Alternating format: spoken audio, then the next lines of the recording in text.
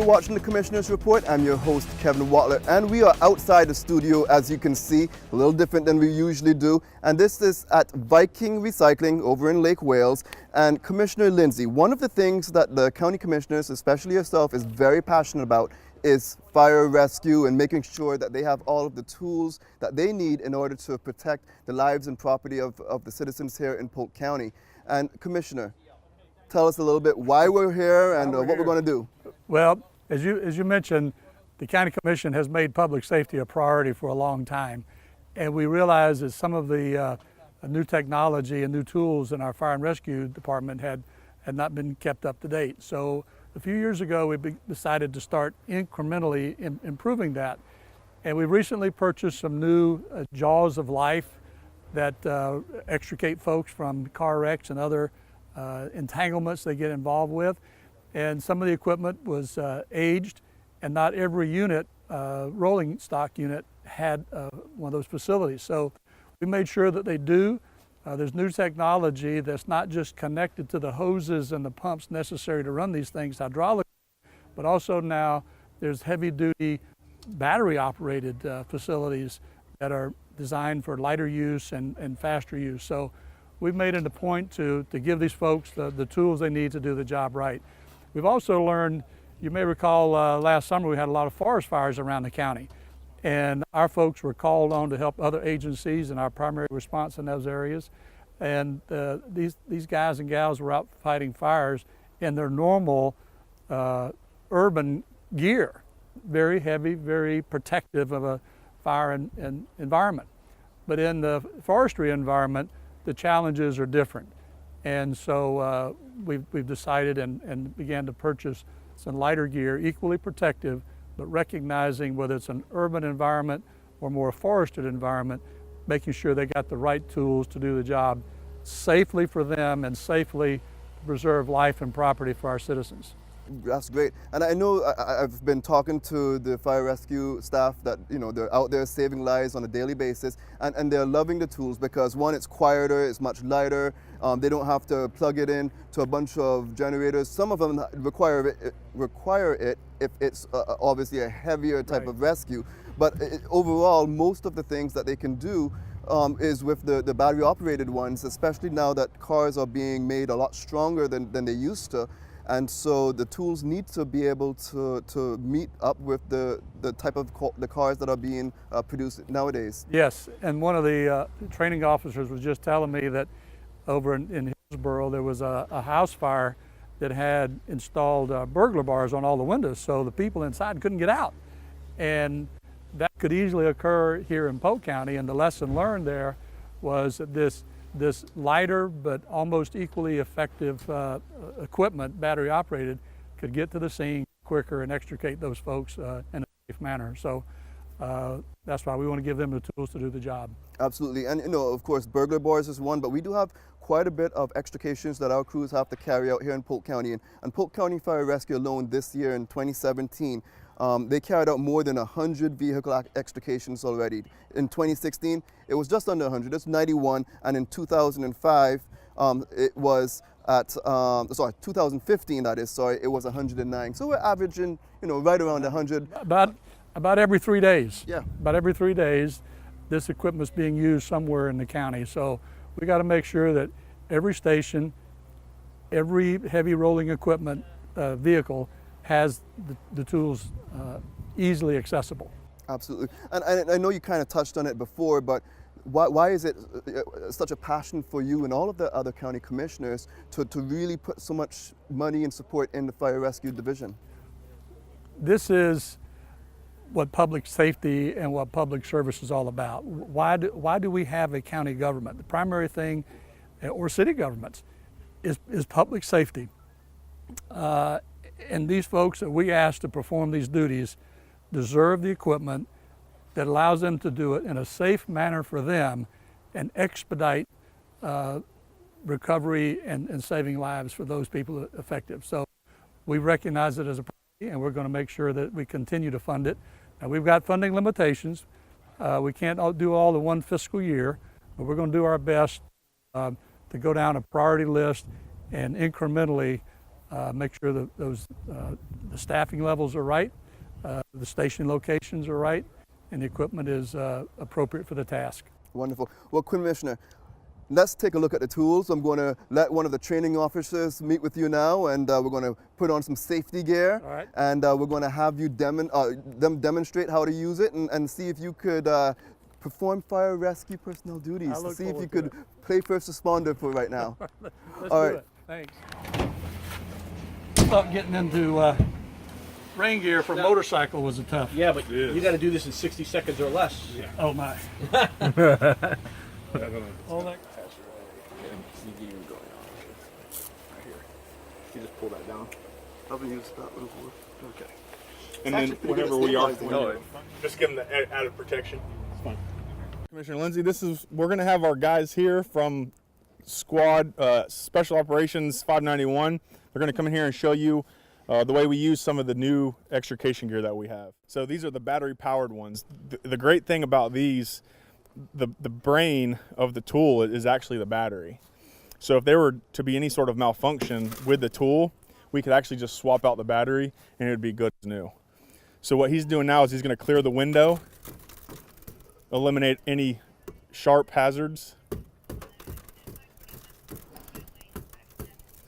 And the great thing about this tool is it can pinch and it can spread. So we typically call it the spreaders. Yes. But again, that is what it's called, is the jaws of life.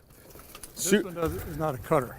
No, sir. No, sir. This is just the spreaders, and then they'll be using the cutters to actually cut the brackets and the hinges and everything else like that. And if it has a problem releasing from the pin, we'll also use the cutters to cut the pin. Recharge time, we have a charger that we're putting in the truck. It's a 60-minute quick charge. The batteries last, if you continuously use them, they last 60 minutes also. Each tool has its own battery, but then we have a backup set of batteries on the truck in case you get on that extended extrication. The great thing about these also is they're multi-purpose. They're not just for extrications, vehicle extrications. They could be used in structure fires, commercial structure fires, house structure fires.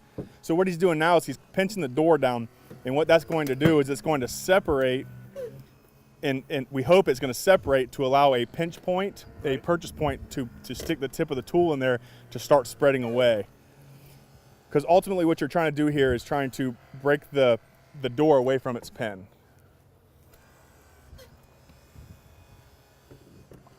Again, the nice thing about the battery powered tools is it's nice and quiet, whereas the old equipment, you had a pump and you could only go 20 feet from the pump, so you had to speak over the pump. It was hard to communicate with your patients inside the vehicle, because that's another thing you want to do, is really communicate, because if anything starts to hurt them, you want to be able to hear them, cry out for help and say something's hurting them. They can communicate with us a lot better.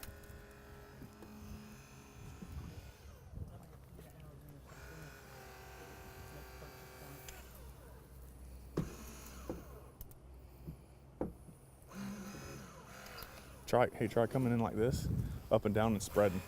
Okay. See if it pulls apart. So sometimes we do have trouble, and no extrication is ever the same, depending on the impact, location, the type of damage. And with the newer cars, the lightweight aluminum, what happens is you start to get a purchase point and it just kind of tears. And when it starts to shred, that's a bad thing for us, because that means we need to find a new spot to come into. So by opening that up, it will kind of pull that away. So now he'll start working that door. Now he's bringing in, these are the cutters. Yes. So the cutters, we use those again for hinges, for the pin. He was having some issues trying to break the door away from the pin. So now he's just going to cut the pin. Another great thing about these tools is they are newer technology. So as cars get safer and they build the metal stronger and they have stronger metals, unfortunately a downside of that is, while it keeps you safe, it also keeps you in the car, which makes it more difficult for us to get in there if we needed to.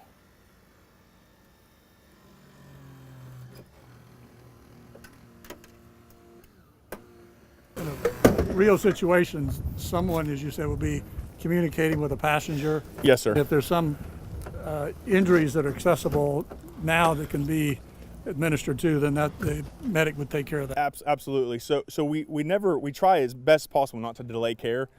So typically, if we can find an entry point, whether it be taking out a windshield or window, we'll get a firefighter paramedic or a paramedic in that vehicle to start that patient care.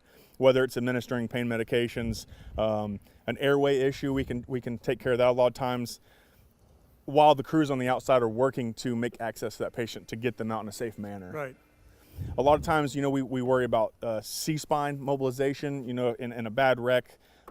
That's one thing that we try not to compromise as much as possible is that alignment of the spine in case there are the injury. We don't want to further that injury to make it any worse than it already is. So that's why we open it up as big as possible to get in there, to be able to have enough hands in there to get that patient out safely. It's on the hinges, so now what he's going to do is he's basically just going to push that door away from the hinges, and you're going to hear a lot of popping and creaking, very normal. That door's just going to come off the hinge. Yes, sir. Once he separates it from both hinges, it should just fall away. And that's typically when we get in here, we'll remove it, kind of pile it up to the side out of our way. That way we can continue working. Again, we do have the battery-powered tools, but to back those up in case there is a significant entrapment call where we're going to be cutting for an extended period of time, we do have some tethered sets on our specialized units that are going to be able to get in there, and they do have a little more power to them. Yes. And stuff, so it works out really well. Fighters will get in there and they'll try to manipulate that tool using right, and the ones that have the experience realize that you're not muscling that tool, and there's no way, right? Yeah. There we go. So this is going to make it easier to access that front door now because everything in the back is out. Well, this static is good for exercise and practice. Absolutely. But in the real situation, that car is going to have exterior damage, making the challenge even greater to find those points Yes, that sir. are vulnerable to extrication. Yes, sir. And like I was saying before, there's no one vehicle accident that's going to be the same. The damage to the vehicle is going to be different. The way the metal crumples is going to be different. So you're absolutely right. It is going to make it much more difficult. That's why we try to step back, kind of take a look at the big picture, see what we need to do, what's going to work, and if we go in there and that doesn't work, then we just need to form another game plan.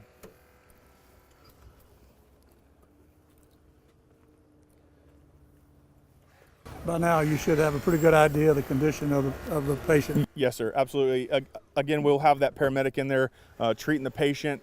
If the patient, does have significant injuries, we would call the trauma alert. We can get a helicopter inbound if we are in a fly zone. So we're not delaying any care. The helicopter will come. We've had them land on the scene, shut down if it's an extended extrication. That way they're ready to go whenever we do extricate that patient and finally get them out. Where if so, let's say this vehicle was in a wreck and it was involved in a T-bone type accident and the damage there was major damage to that driver's side, we could also work on the passenger side, opening that entire car up, trying to make access to that patient. The biggest thing is getting everything open and out of the way. That way we can really lay eyes on, the extent of the injuries. Now that we have that open, what we're going to do is they're going to roll the dash. So they're going to put a bracket in there that's going to reinforce that rocker panel along the B-post. They're going to make a relief cut at the bottom of that. So this is in a scenario where heavy front end damage, the dash rolls onto the patient and the patient's pinned by their legs. You just got to push this part on the glass.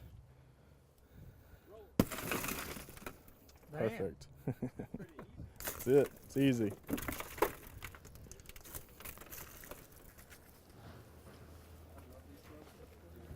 Not bad, right?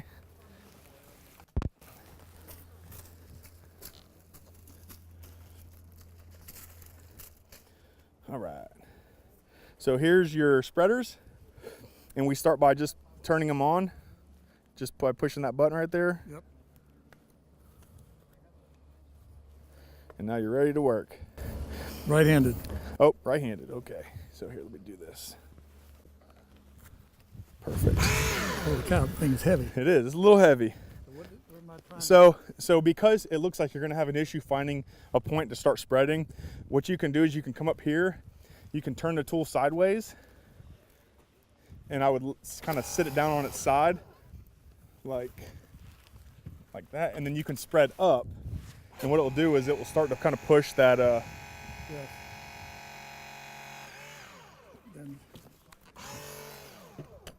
You can squeeze that.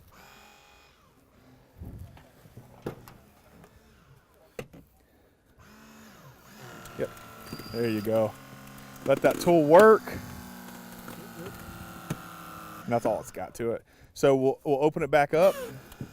So it looks like you're still gonna have an issue trying to find that purchase point. So what you can do is actually stick the tool here and spread up, and this will actually separate. It has that much range? It should, yes sir. Yep. And you see how it's making this here kind of open up? And now, yep, you can, well, up here, what all this is gonna do is it's gonna actually make this whole top come down. Yes. So this would probably be better.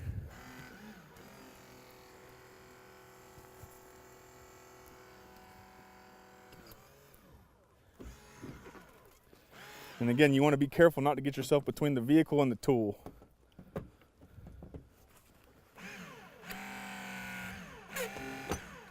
Now, what you can do is you can pinch that. So go ahead and close it down. And now you can rotate the tool, bring the tool this way, and it'll open that up, which is going to give you a little bit bigger of a purchase point.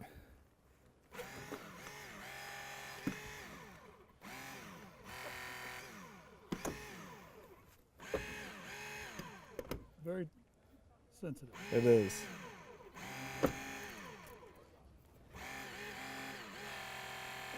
You can bite that again. There you go. Roll it.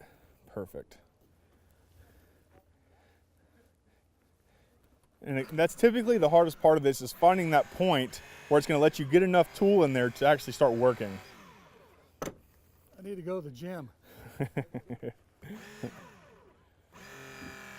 There you go. Let it. Oh, almost. Now you'd probably be able to actually get in there with the tip of the tool.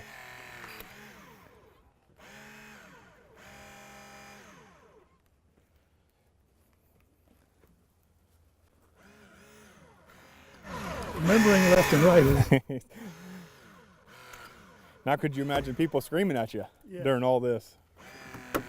Yep, let it keep going. There you go. Good.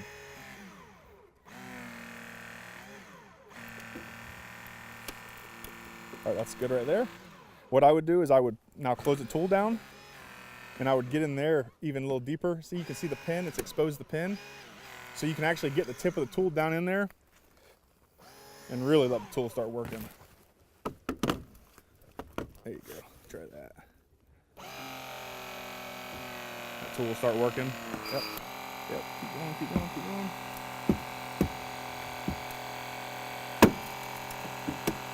All right, stop for a second.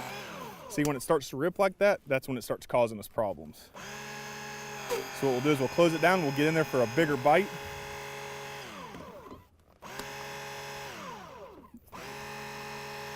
closing. It's not closing? There we go. Okay, now that should be good.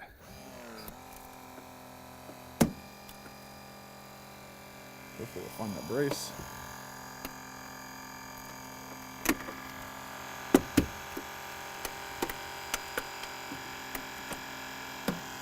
Okay. And now what we can do is we can back this out and we can actually use the cutters. So I'll take this for you. Stuck in there. There we go. My fun meter's pegged. All done?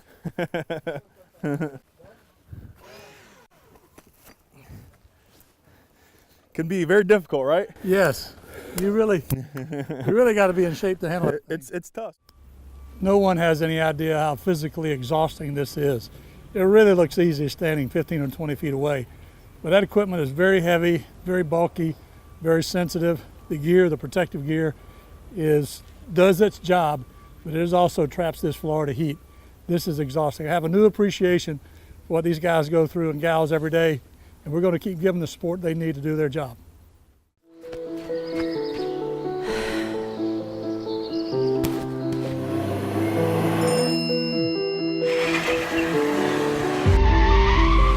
A pedestrian hit by a car going at 30 miles per hour has an 80% chance of survival. If the car is going 50 miles per hour, the chance of survival is only 20%. Speed kills. Driving slower can be the difference between life and death. Sign the pledge at pledgetoslowdown.com. Welcome back to the Commissioner's Report, and we are now back in the studio, and we are joined by Commissioner Hall. Welcome to the show, Commissioner. And always a pleasure to be here. So Commissioner Hall, one thing you and I haven't really gotten to talk about is a little bit about you and when you entered public service. Can you share with me how you got into it? Sure, I can. I actually worked for the Board of County Commissioners for almost 35 years, and from a very young age, as an early employee, I decided that I wanted to be a commissioner. I wanted to have a hand in running a place and making decisions and being one of the people that developed policy, not just implemented policy. So after nearly 35 years, I retired in 2009 so that I could start a campaign to run for the board, and was first elected in 2012. So I've been a commissioner for 5 years. And a lot of good stuff. Yeah, how much time do you have left as a county commissioner? Just a little less than 3 years, almost 3 years now. And we're term limited out after 2 terms. Do you have any plans after that so that you would be willing to share? Actually, right now, no specific plans. I do own my own business, so I'll be focusing on that. I'll be focusing on my grandchildren. I have teenage grandchildren, and then I've got some very new grandchildren that the youngest one is just a year old. So just be focusing more on the business and the grandchildren, and raising cattle with my father. You know, so we've got stuff to keep us busy. Yeah. And I know you talk about cattle and stuff, and Polk County is always known as like a farming area and stuff, but a lot of that over the years have changed a whole lot. I know we were also talking about the citrus industry taking such a hard hit after the hurricanes. Yes. I've already been in contact with at least one of the large producers of the citrus products, juice and cattle feed in the area, and they are not going to be running very long this year. They're not going to be producing those products for very long this year because of Hurricane Irma. We probably lost about 50% of our citrus production this year. So they're going to be shutting down their operations, their plant operations, about 3 months early, it appears. Wow, that's hard. It is hard. It is hard for a lot of families. I grew up in a household where my father and my mother were both employed in the citrus industry in the Auburndale area, and as was a lot of other families in that area. So it has fed and provided education for a lot of people in Polk County. So it's tough to see our citrus industry going by the wayside. But some of that can be expected because of we've had an explosion in growth, and that is not going to slow down. If you take a look at the projected number of people in Polk County by the year 2035 and 2040, we're going to be 1 million people. So that's 300,000 more people here. And where are we going to put them? Pretty much in our citrus groves. We're going to have developers buying citrus groves and pushing them out. A couple of different reasons for that. Freezes have taken a lot of our groves out of play. Greening now has made it less profitable to replant some of those groves, and it's made it more profitable to sell to developers and let them build homes for the people that are moving in here. Yeah, absolutely. That's quite a bit of people, and that's going to help the county as well get some tax dollars per se, so you could continue, or the commission could continue to offer the awesome services for the residents here in Polk County. If you have 300,000 people, that's approximately 50% more than what is here right now. You're going to have to provide services, goods and services to those people, and that's transportation system, that's water conveyances. How do we take care of our surface water issues? So everything that we do right now is going to be exacerbated. We're going to have to increase that level of service as people start to move in here. And I know you kind of touched on it, water. Do people need to worry about, some people are saying we're going to run out of water.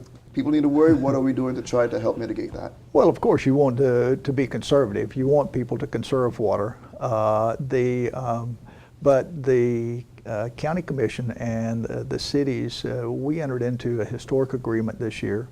I think that we have mentioned it before, but it is the Polk Regional Water Cooperative. That is the Polk County. All of our municipalities and SwiftMud has signed on to an agreement to look for alternative water supplies.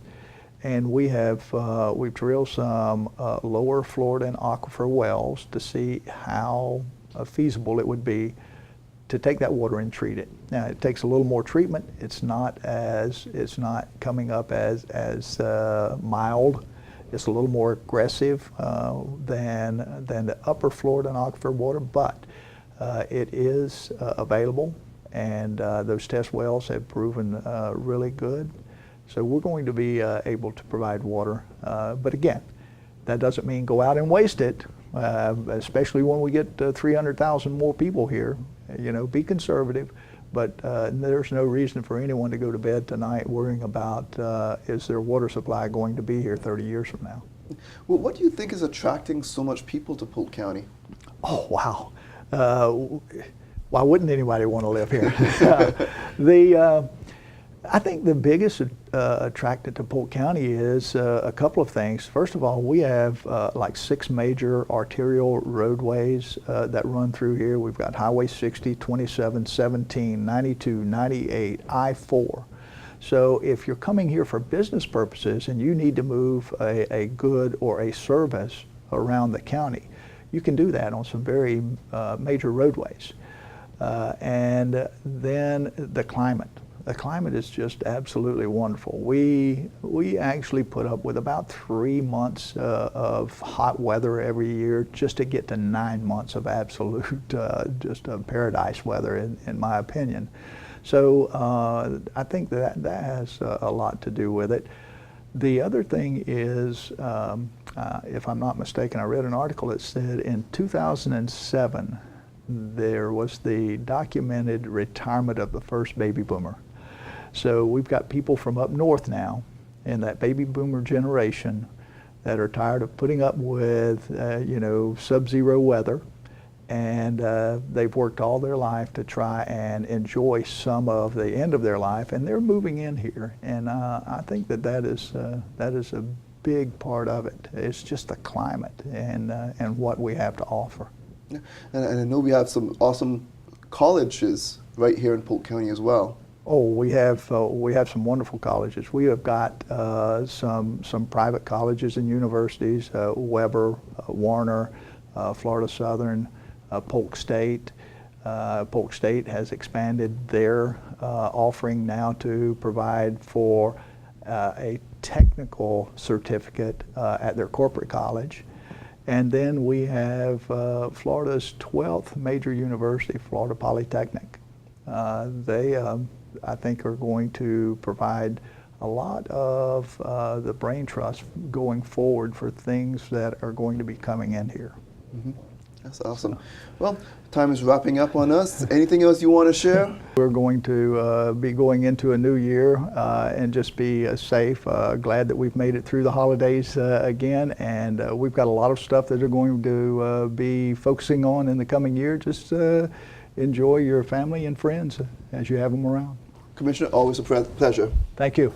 That's it for this show. See you next time.